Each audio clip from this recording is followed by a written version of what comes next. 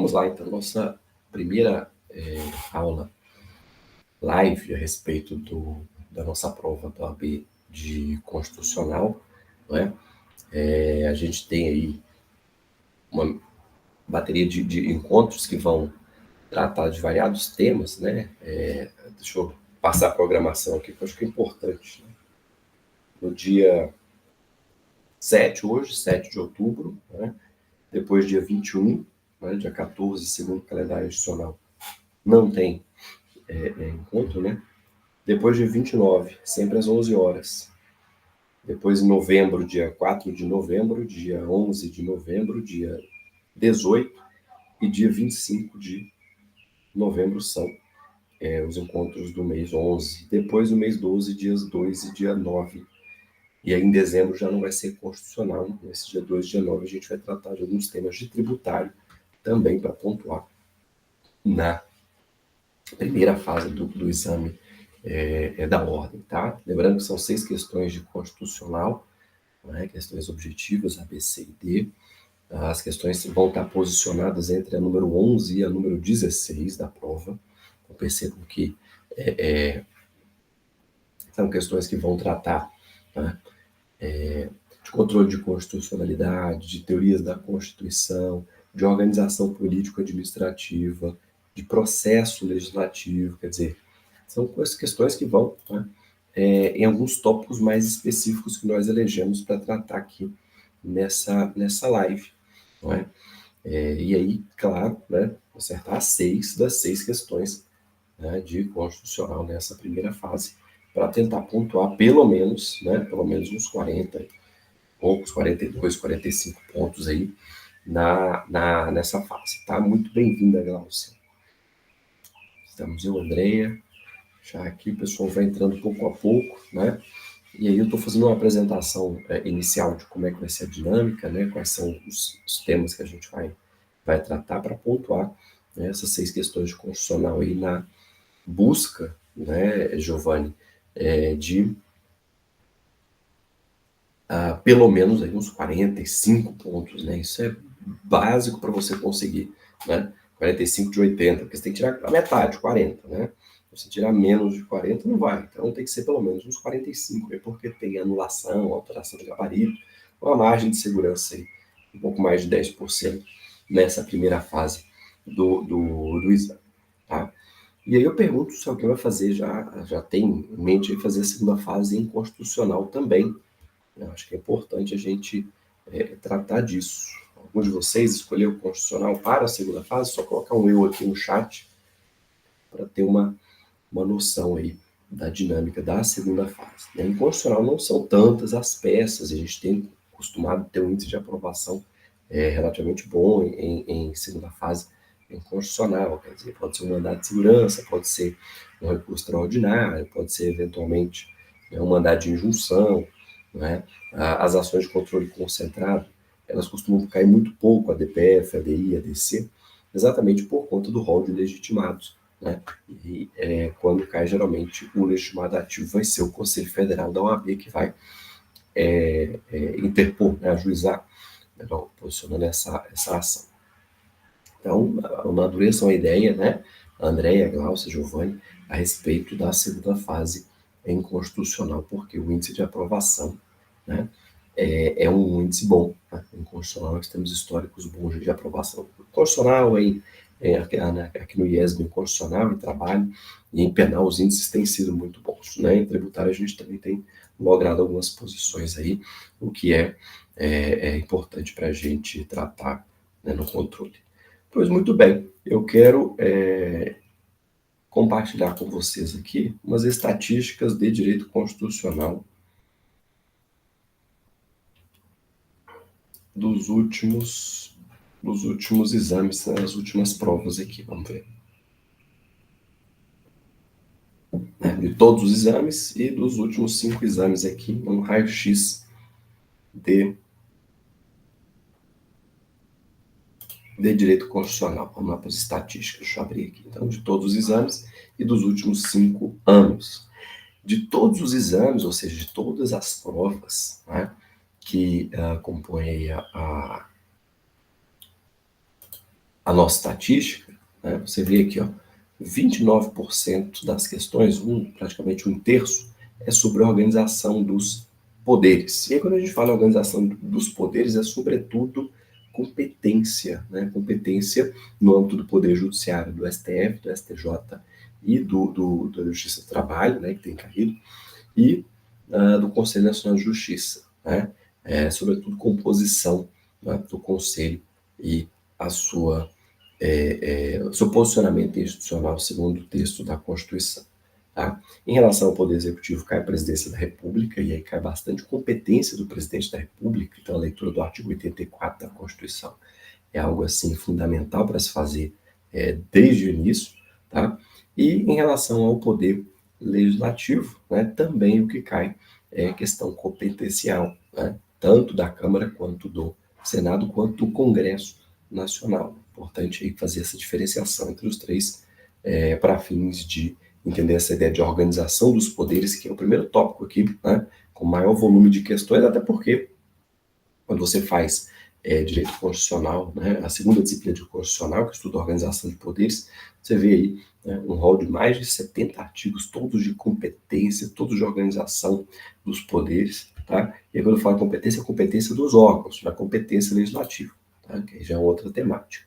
Mas veja, 29%, tá? 29,6% é sobre a organização dos poderes. Outros 18%, quase 20%, aí, uma em cada 5 questões, é sobre direitos e garantias fundamentais. Não adianta, vai ter pelo menos uma questão na tua prova de direitos e garantias fundamentais, tá? Sempre vai estar associada com algum julgado ou com algum entendimento do Supremo Tribunal Federal, seja em sede de súmula vinculante, seja em sede de controle de constitucionalidade, na modalidade difusa ou concentrada, sempre vai estar associado com jurisprudência, tá? Quando não estiver associado com o julgado do Supremo, vai ser Ctrl+C, Ctrl+V da Constituição, tá? Vai ser exatamente de conformidade com o que está no texto da Constituição. Então, fiquem bem atentos em relação também a direitos e garantias fundamentais. Professor, cai doutrina, né, cai a questão das gerações ou dimensões dos direitos fundamentais, a eficácia e aplicabilidade das normas constitucionais, né, sobretudo versadas em direitos fundamentais, cai também, tá? Mas elas têm caído com a menor frequência do que de texto, né, constitucional e julgados do Supremo. Então, eu acho que é importante fazer essas observações em relação a direitos e garantias fundamentais, que é uma parte muito grande da Constituição, né, de estudo, né, junto com a organização dos poderes. Aqui a gente tem praticamente 50% da Constituição e 50% das questões, né, então essa distribuição tem sido equitativa, sobre a organização dos poderes e agora sobre direitos e garantias fundamentais. Tá?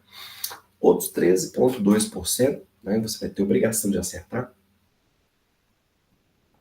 é sobre controle de constitucionalidade. E o que costuma cair de controle de constitucionalidade, Rafael? Né? Cai classificação e caem efeitos. Né? Como assim efeitos? As consequências jurídicas do controle de constitucionalidade. Tá?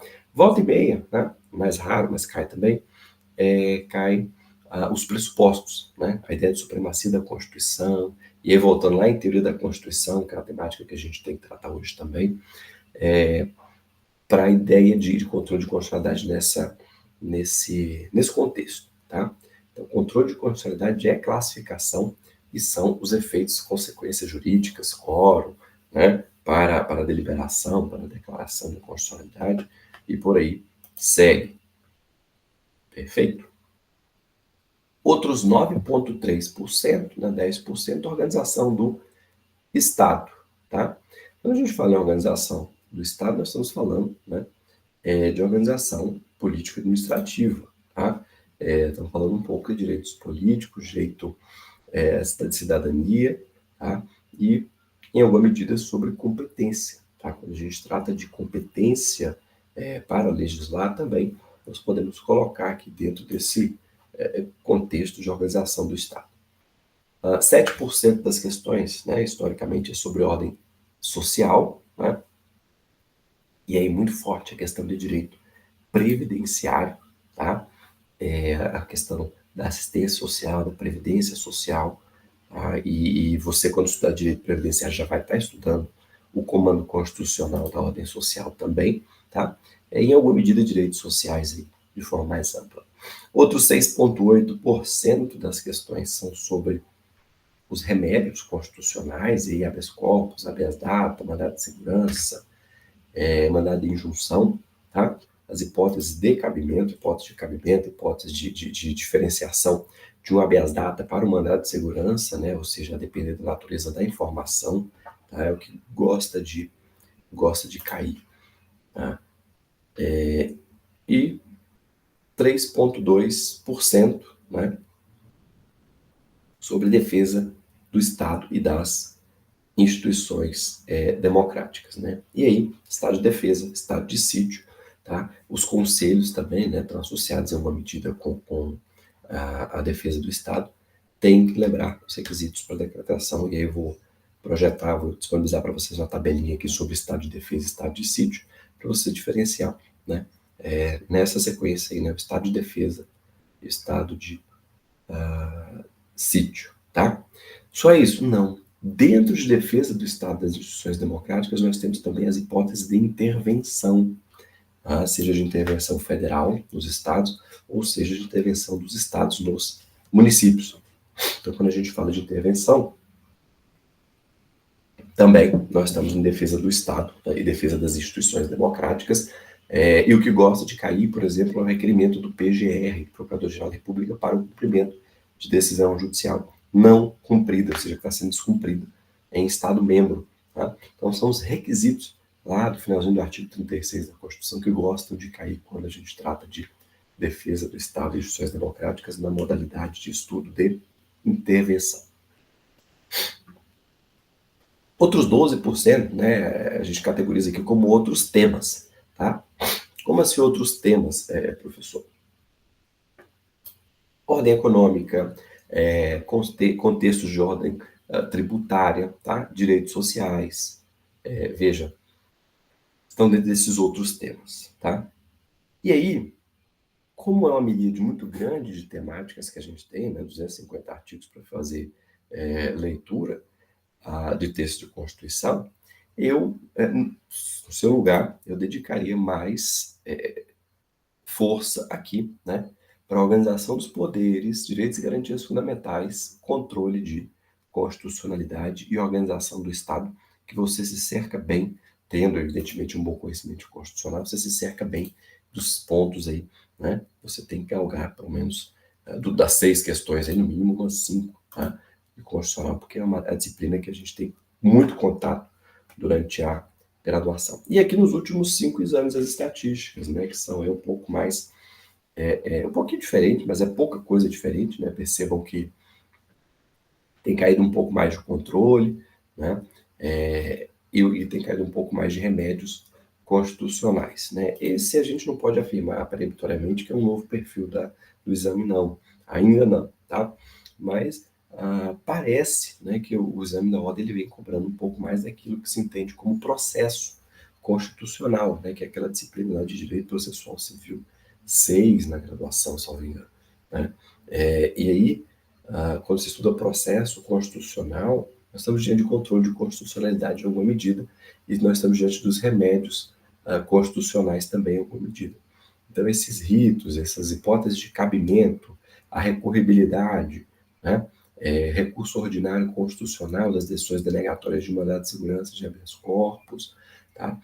Para quem direcionar, né? Isso tudo está nesse contexto aí, tá? Desses 12,1% de remédios constitucionais, tá? Então eu não vou investir mais muito tempo aqui nessas pizzas, não, depois não, eu vou fazer agora, vou compartilhar com vocês aqui no chat o link para depois vocês analisarem aí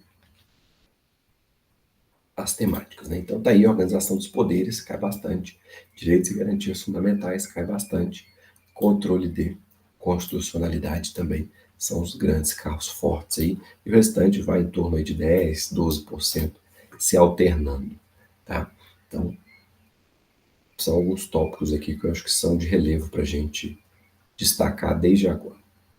Bem, o link para esses gráficos aí eu enviei para vocês aqui no chat. Legal? Vamos lá, vamos trocar uma ideia agora. Eu acho que é importante, né, desde já a gente fazer um bate-bola sobre as teorias da Constituição. E aí eu preparei um slide, né, nada muito grande, né, evidentemente por conta do nosso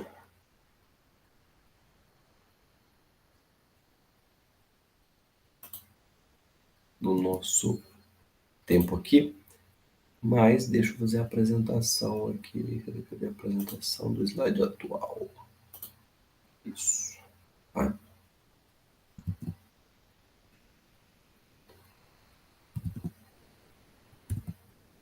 Estão conseguindo ver aqui? Acho que dá, né? Dá para ver a tela cheia?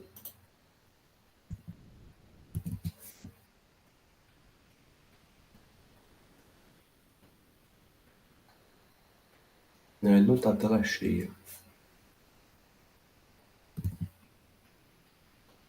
Do começo, tá? Eu acho que esse aqui fica bom. Tá? Qualquer coisa, vocês me gritem aqui que eu dou um pause na nossa fala rapidamente aqui sobre teorias da Constituição.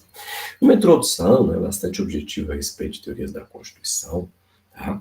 Nós buscamos aqui, né, fazer o que? Uma apresentação das principais teorias sobre a Constituição e sua importância no direito constitucional. Quando a gente fala em teorias da Constituição, nós estamos falando da ideia de sentidos, da ideia de interpretação e da ideia de Constituição enquanto elemento, né, formador de um Estado de Direito.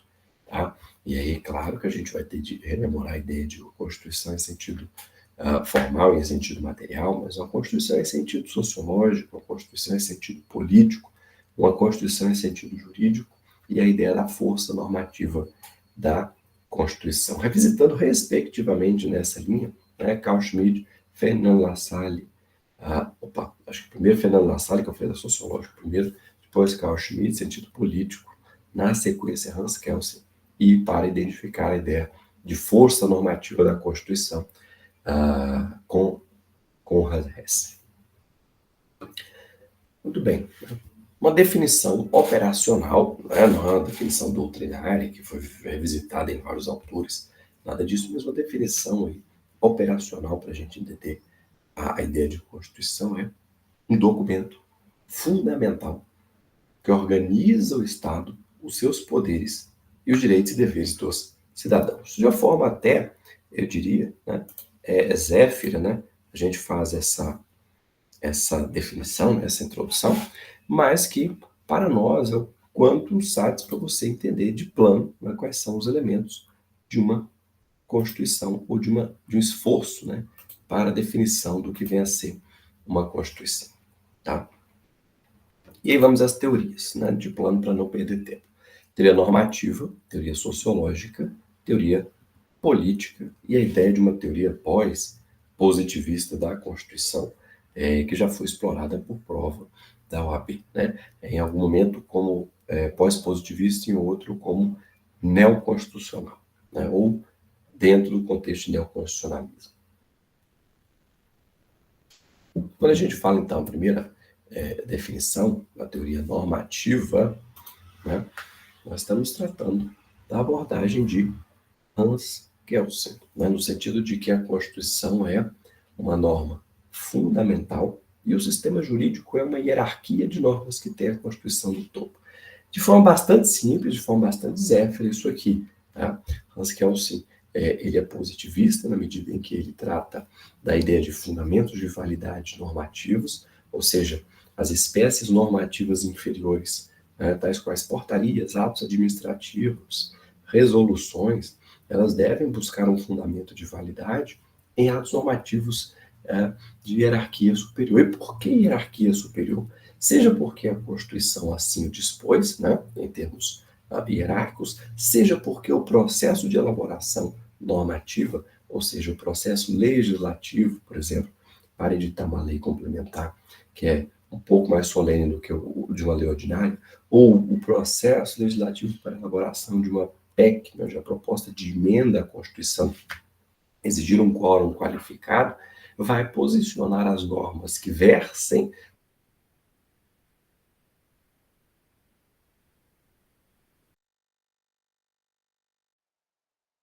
das demais normas. Então, qual que é a ideia, qual que é o grande ponto que você deve apreender quando se trata da ideia da teoria normativa da Constituição, ou seja, quando você está tratando da abordagem kelseniana, no sentido jurídico da Constituição. Tá? Vai aparecer também em prova, não só como teoria normativa, mas como sentido jurídico de Constituição. É que Hans Kelsen irá promover uma sistematização das normas jurídicas, sejam de índole constitucional, seja de índole infraconstitucional, e aí nós podemos, né, entender essa ideia de infraconstitucional como todo o aparelho normativo disposto abaixo da Constituição, leis, atos normativos, decretos, portarias, etc., que devem encontrar em posição de dignidade superior, seja por conta do rito legislativo, seja por conta de eleição constitucional, em uma norma superior o fundamento de validade. Então, os atos normativos repousam, ou seja, encontram o seu fundamento de validade nos decretos. Os decretos encontram o seu fundamento de validade nas leis. As leis encontram seu fundamento de validade no texto constitucional. Né? Uma digressão bastante simplista, bastante objetiva da ideia da teoria jurídica ou teoria normativa da Constituição, nós podemos posicionar, né, dessa forma a interpretação. Pois bem, o grande ponto da abordagem kelseniana é de que a Constituição é, portanto, seguida, né, ela é uma norma orientadora das demais leis que nós chamamos de leis infraconstitucionais, ou seja, que estão abaixo do modelo constitucional, dada a perenidade, dada a decisão subjacente a um texto de Constituição. Tá? Nesse sentido, é importante a gente destacar para a teoria kelseniana, né, para a ideia de uma teoria pura de direito, de uma teoria unicamente jurídica de um texto constitucional, de uma teoria normativa ou normativista, é que toda norma encontrará o fundamento de validade em uma norma, né, de hierarquia superior. Hierarquia não é uma palavra exata, mas eu acho que expressa bem o contexto. De modo que eu falei, os decretos irão encontrar seus fundamentos de validade nas leis, as leis encontrarão o seu fundamento de validade na Constituição Federal, e o texto constitucional, onde ele encontraria o seu fundamento de validade. A partir de uma leitura de Kelsen, é possível, né, inferir que o fundamento de validade de uma norma de índole ou de envergadura constitucional seja, né, aquilo que Kelsen denominou de norma hipotética fundamental. Ou seja, é uma norma que subjaz a ideia de sociedade. Tá?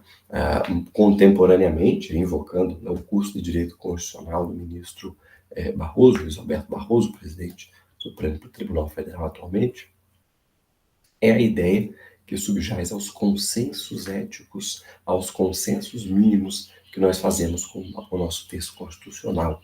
Vale dizer, nós não temos pena de morte, nós tratamos os seres humanos como seres humanos, em razão da dignidade da pessoa humana, ou seja, nós fazemos, em alguma medida, um constitucionalismo solidário, tá? Com planos estatais que visam reduzir desigualdades regionais e sociais, erradicar a pobreza, combater a marginalização social e por aí vai. Isso, para além de direitos sociais, para além de objetivos republicanos, são consensos éticos mínimos que nós formamos em torno do texto da Constituição. Tá? Isso comporia, né, esses consensos éticos mínimos, comporia aquilo que, uma referência, né, vem a ser a norma hipotética fundamental na abordagem kelseniana do sentido jurídico, do sentido normativo da Constituição. E eu coloquei em primeiro lugar a teoria normativa da Constituição, invocando Hans Kelsen, justamente porque quando se fala em ideia de norma fundante ou norma fundada, ou seja, norma que encontra fundamento de validade em uma outra norma de hierarquia superior, é que nós temos um fenômeno relevante no âmbito do direito constitucional, que é o fato de leis infraconstitucionais, né, é uma expressão cunhada aí ordinariamente pela doutrina constitucionalista, nós temos leis constitucionais, leis infraconstitucionais, que são constitucionais, ou seja, que estão de conformidade com o que orienta tá? O espírito da Constituição, e nós também temos, né, infelizmente, leis inconstitucionais, ou seja, leis que estão em desconformidade com o texto da Constituição, seja com o texto direto, seja com a principiologia imanente ou inerente ao texto da Constituição.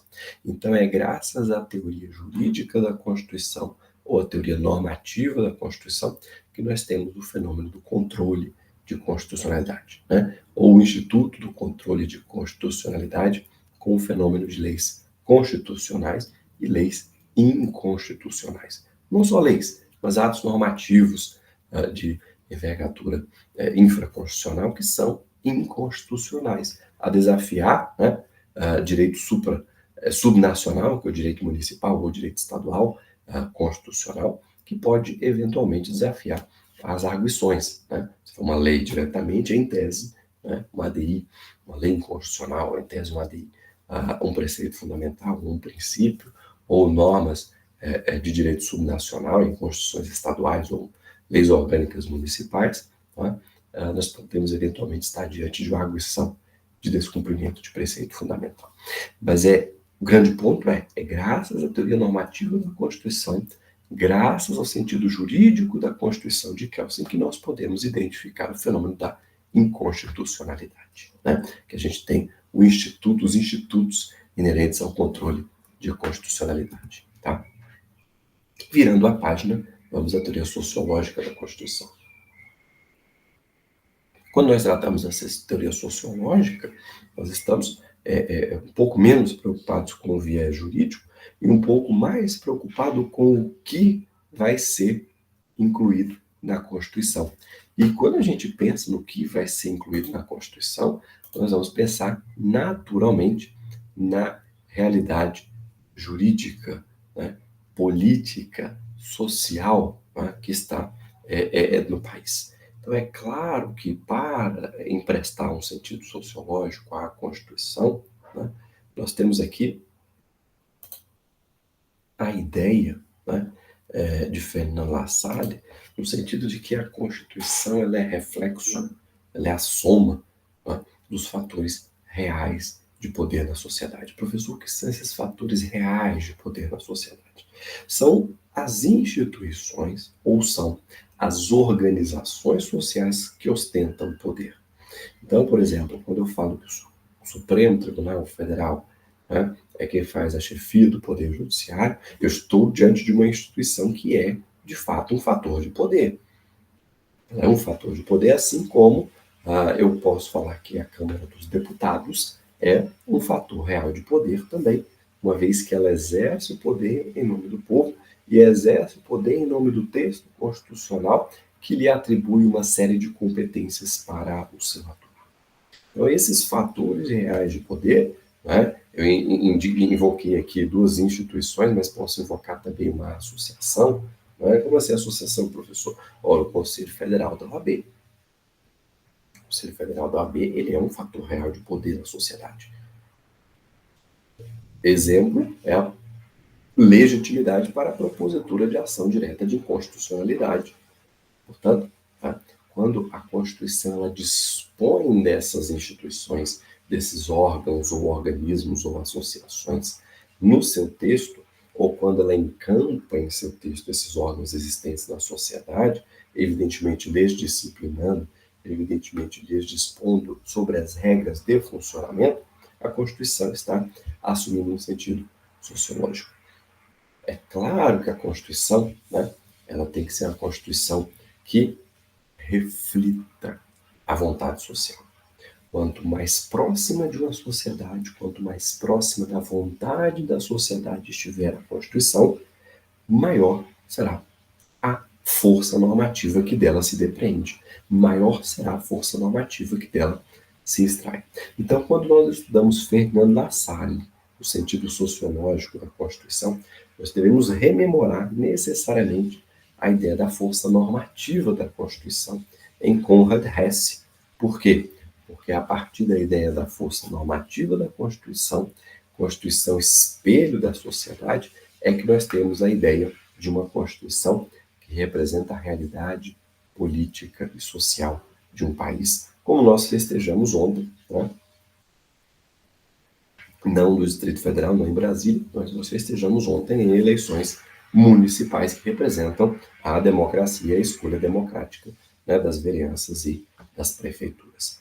Então, essa ideia de Constituição é a própria manifestação da realidade política e, portanto, da distribuição de poder e social e, portanto, da distribuição na sociedade de um país, é o que confere a ideia de uma teoria sociológica da Constituição. Avançando, nós temos a teoria política da Constituição.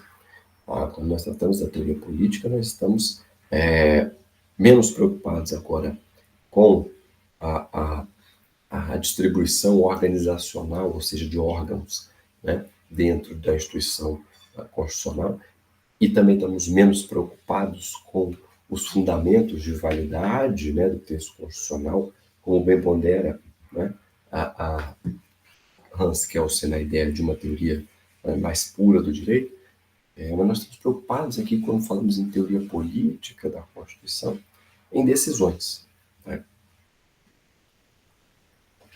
E aí, quando você estuda a história das Constituições, você vê que as Constituições são decisões políticas. Né? Elas representam, são uma radiografia, um raio-x, uma fotografia, né, da realidade política do país no momento da Assembleia Constituinte. E quando a gente fala em Assembleia, nós estamos falando de uma Constituição promulgada, mais das vezes, né? Ou na vontade do detentor de poder, e aí, claro, né, normalmente um chefe do Poder Executivo, por meio das constituições outorgadas, aquelas que não passaram por um processo de debate ou concepção democrática em sede de Assembleia Constituinte. Quando nós revisitamos, né, o nosso histórico constitucional, nós temos, evidentemente, alterações políticas e alterações dos detentores do poder político, sobretudo no viés do poder executivo. Tá? E aí, historicamente, como nós temos o chefe do executivo sendo o chefe do Estado, essas figuras se confundem no nosso país, tá? Nós temos aí a Constituição, uma ideia política, uma ideia de manifestação política, uma ideia de manifestação da vontade popular. Pois bem, nós tratamos então da ideia de teoria política da Constituição. O nome que o examinador pode colocar na tua prova é de Carl Schmitt, dizendo que a Constituição é uma decisão política fundamental do poder constituinte.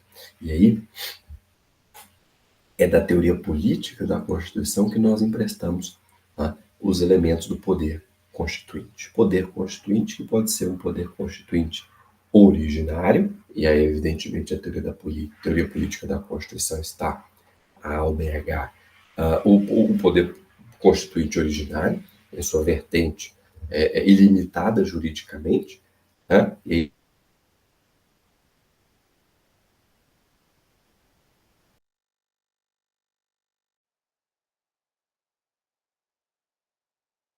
a teoria normativa ou teoria jurídica da Constituição. Mas o poder constituinte originário ele é juridicamente ilimitado.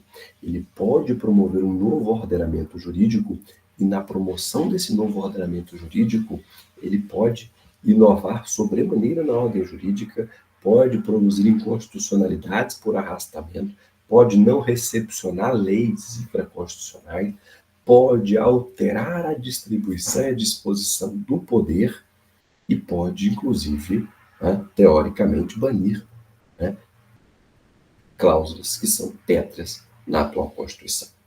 É evidente que, sob o ponto de vista político, isso tudo se torna, né, possível.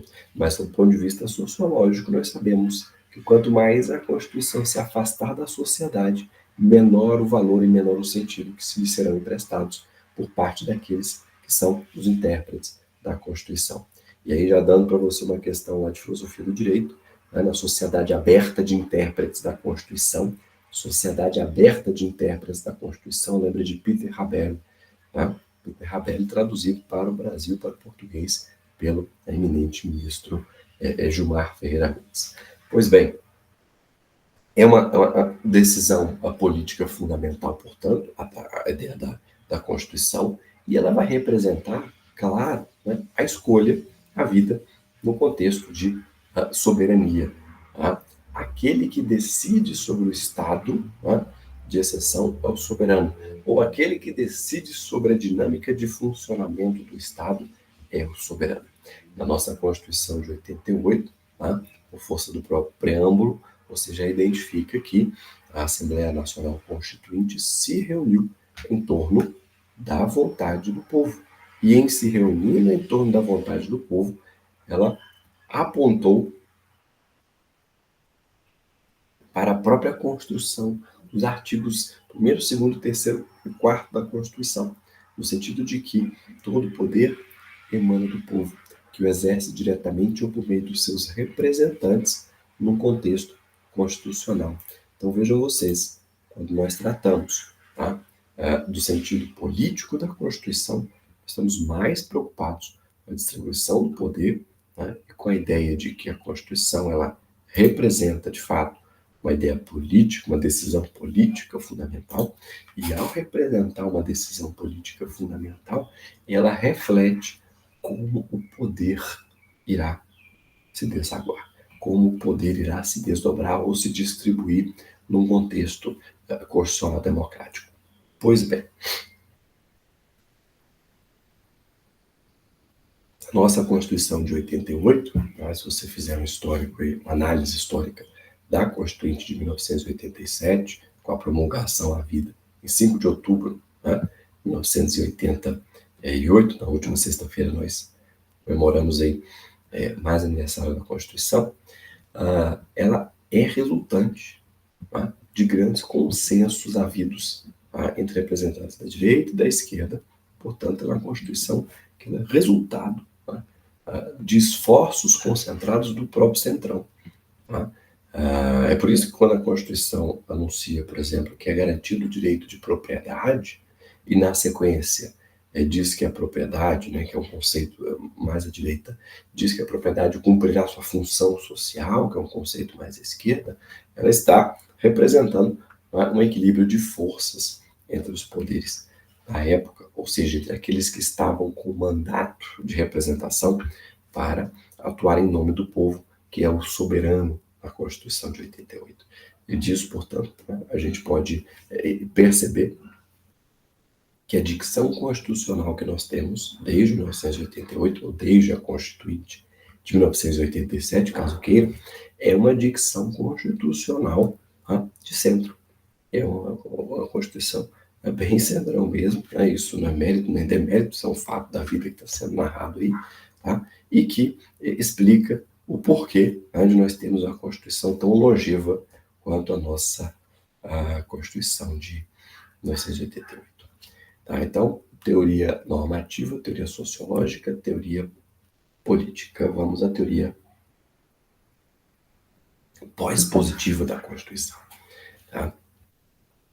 Quando a gente fala em pós-positivismo, né, no estudo do direito, nós estamos mais preocupados em entender o que vem a ser o próprio positivismo do que o pós-positivismo, né? Porque a gente tem aí autores se degladiando para tentar conceituar o que é o pós-positivismo, né? Sem saber se a gente está nele ou não, tá? Mas o AB encampou, em questões da sua prova, né, a ideia de uma teoria neoconstitucionalista, né, ou uma teoria pós-positivista da Constituição. E o ponto nodal, que está aqui na tua tela, a letra pequenininha ainda, mas dá para ver, é a principiologia. Tem até um meme aí do ministro Barroso enfiando a mão no envelope, falando, deixa eu ver qual princípio eu vou sortear aqui para decidir algum caso submetido a julgamento do Supremo Tribunal Federal. Por quê? Porque a principiologia, né, ela é a extração do suprassumo da Constituição. Ela é a extração da vontade do legislador constituinte. Ou seja, do que está por trás da norma constitucional. E aí, para entender o que está por trás da norma da Constituição, né, é que vem os princípios. E aí os princípios eles vão se diferenciar das regras, por quê? Porque eles não seguem o silogismo tradicional. Não é aquela ideia de si então, somente. É muito pelo contrário, quando a gente trata de norma constitucional e de aplicação de norma constitucional, nós temos necessariamente que recorrer ao social, ao Estado social, como é que é a sociedade. É nesse contexto que nós temos de buscar, tá? Aqui a diferença entre regras e princípios. E quando se fala em teoria pós-positivista da Constituição, o nome que o examinador pode colocar para você, tá? É de Ronald Dworkin. Ronald Dworkin, que vai trazer, né, na sua teoria, a diferença entre regras e princípios, ou seja, a diferença, tá, entre tudo ou nada, que é regra, e princípio. Como, por exemplo, a regra do direito de propriedade mitigado pela sua função social, isso é uma regra. Mas o princípio da isonomia, que é diferente, que é tratar, em seu sentido material, os diferentes na medida das suas desigualdades. E aí, portanto, se fala em isonomia.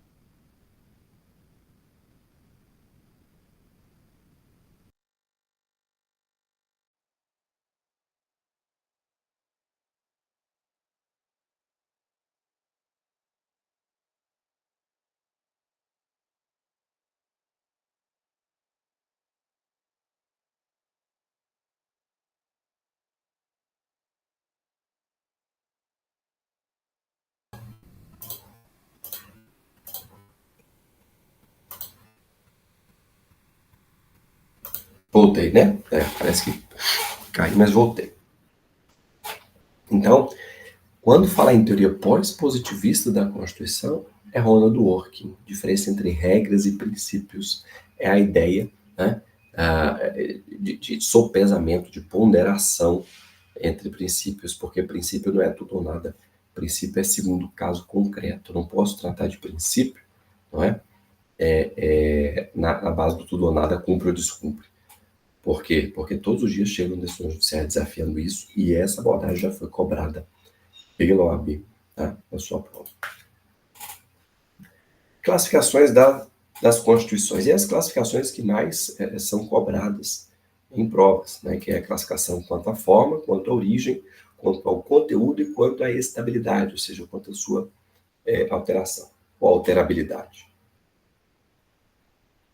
Quanto à forma, a Constituição ela pode ser uma Constituição escrita ou não escrita. Vocês vão encontrar como sinônimo de não escrita na tua prova, como Constituição consuetudinária. Como é, professor? Palavrão esse daí? Deixa eu colocar para você aqui no chat, ó. Consuetudinária. Isso, tá? Que é a Constituição baseada no precedente, no costume. Tá? E aí aquilo que é costume reiteradamente praticado numa sociedade não precisa nem ser escrito. Os tribunais decidirão conforme esse costume e isso será a norma constitucional, essa ideia da Constituição não escrita. Tá? A doutrina vai trabalhar também o conceito de Constituição não escrita com a ideia de papéis esparsos sendo texto constitucional. Tá? Também é válida essa abordagem. O que não é o caso, obviamente, da nossa Constituição de 88, que é a Constituição escrita. Da contraforma, a Constituição escrita. Quanto à origem, a Constituição pode ser outorgada ou promulgada. Tá? Pense que a Constituição de 88 ela foi resultado de um movimento democrático, ela foi promulgada. Quando ela é resultante de um movimento democrático, quando ela é resultante de uma Assembleia Constituinte, quando ela é resultante de esforços democratizantes, ela é uma Constituição promulgada. Quando ela é, perdão a expressão, enfiada a goela abaixo, é uma Constituição outorgada. Então, constituições de ditaduras são constituições outorgadas. São constituições que são impostas para a sociedade sem que lhe seja facultado o direito de escolha. Tá? Então, não representam a soberania popular. Quanto ao conteúdo, Nossa Constituição de 88, como eu falei, ela é escrita e promulgada. Quanto ao conteúdo, em relação ao conteúdo da Constituição, né, pode conter matéria constitucional ou conter matéria infraconstitucional.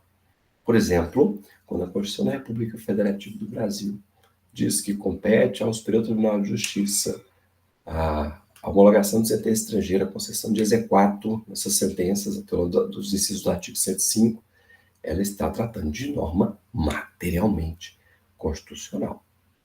Diferente de quando a Constituição vai lá e trata, por exemplo, né, de organizações garimpeiras que devem ser priorizadas. Isso é só formalmente constitucional, isso não precisava estar na Constituição. Tá? Quando fala lá, o exemplo clássico do Colégio Dom Pedro II, o Rio de Janeiro permanece domínio da União, sob controle da União. Isso é norma formalmente constitucional. Quando a Constituição fala que privilegiará como fator de desenvolvimento o turismo, né?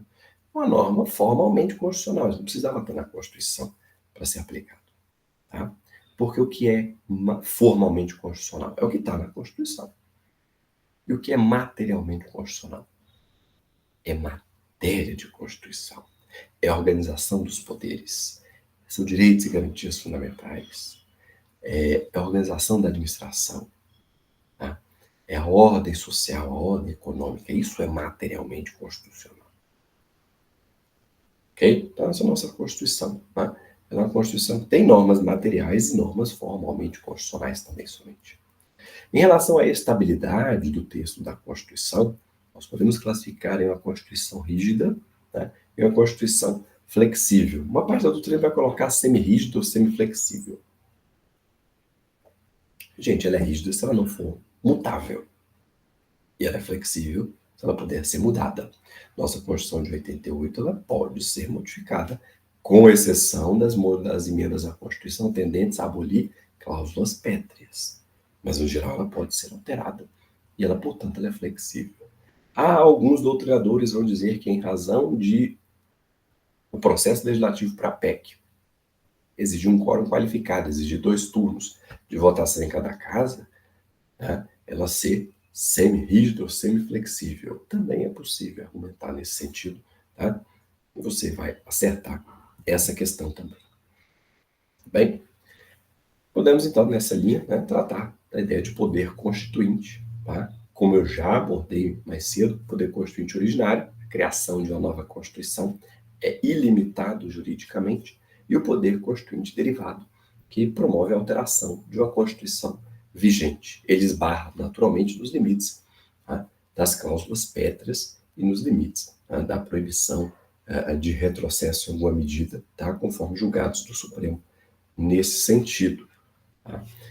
Então, poder constituinte originário, cuidado, ele é ilimitado juridicamente. Tá? É preciso que haja essa inserção para que você não faça confusões em relação à limitação do poder constituinte originário. Ele é limitado, mas juridicamente. Tá? Ou seja, ele pode inovar e pode alterar completamente a ordem jurídica. Já o poder constituinte derivado, ele é totalmente limitado por aquilo que a Constituição vigente elegeu como imutável.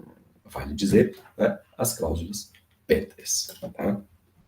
Então, essa é a disposição, tá, do poder constituinte que você tem que conhecer para avançar aqui, tá, nas nossas questões a respeito do constitucional, nessa introdução que a gente está fazendo.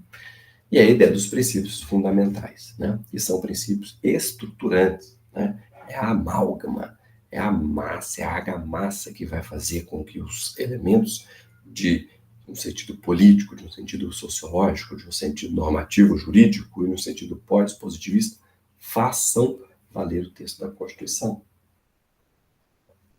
Ou seja, é a soberania. Soberania que é um conceito relacional, é o Estado se relacionando com o outro, é a cidadania que está associada com o exercício de direitos civis, direitos políticos, liberdades individuais. É a dignidade da pessoa humana, que é um vetor âncora de todo o texto constitucional, que é a base para se entender o neoconstitucionalismo. São os valores sociais do trabalho e da livre iniciativa. Portanto, a mercadorização ela vai se dar por meio do trabalho ou por meio da liberdade de iniciativa. E, claro, o pluralismo. político, que não é a mesma coisa que pluripartidarismo, mas é a possibilidade de expressar opiniões diversas, né, de ter manifestações políticas diversas. Essa é a ideia do pluralismo político. Tá? Esses princípios estruturantes da Constituição, princípios fundamentais, eu ouso dizer que são os nossos consensos mínimos, nossos consensos éticos, que justificam a nossa Constituição de 88. Tá? Só se diva plur, soberania, cidadania, dignidade da pessoa humana, valores sociais, trabalho, livre iniciativa e pluralismo político. Como é que escreve isso, professor? Só se diva plur. Tá? Mnemônico aí para você memorizar os princípios fundamentais, tá? Do direito constitucional. Vamos agora, né, já na reta final, fazer quatro questões na verdade, né, algumas questões objetivas a respeito desse assunto que nós tratamos até então. Questões objetivas 1 aí, né? Retiradas, tá, gente, do exame da ordem.